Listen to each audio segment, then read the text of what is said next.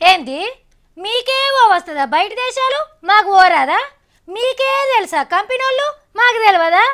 Hello hello, మీరు మంది పోయే విమానాలలోనే ప్యాసింజర్ లెక్క పోవాలేమో, గదే మేమైతేనా విమానాన్ని ఎంగేజ్ పట్టుకొని పోతాం. మా రేంజ్ని కొంతమంది చిన్నంచనేసిండ్రేమో. మా సారు ఒక్కసారి విమానం ఎక్కితే 10 దేశాలు తిరిగొచ్చినట్టే.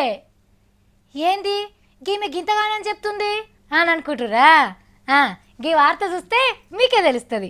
తెలంగాణకు బంగారు బాటలేసేందుకు బయటి దేశాల తొవ్వదొక్కబోతున్నాడు. వచ్చే సోమవారం నాడు చైనా పోయేందుకు తయారైతున్నాడు.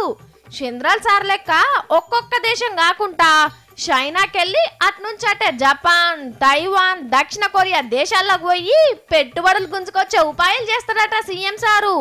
ఎంబడి సార్ ఇంటామే చిన్న పెద్ద ఆఫీసర్లుండగా my home, Apollo, GMR, Hetero, Reddy labs, NASSCOM అసోంటోళ్ళు ఓ 25 మంది దాకా పోతున్నారు.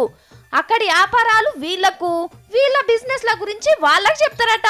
తెలంగాణలో పావుల పెడితే రూపాయి ఆందాన్ వస్తుందని చెప్పేదందుకు. అందుకే ఎక్కదిగా తిప్ప లేకుండా ఎకేరే విమానమే కొంటబోతున్నారట. 2 కోట్ల రూపాయలు కూడా విడుదల చేసింది సర్కారు.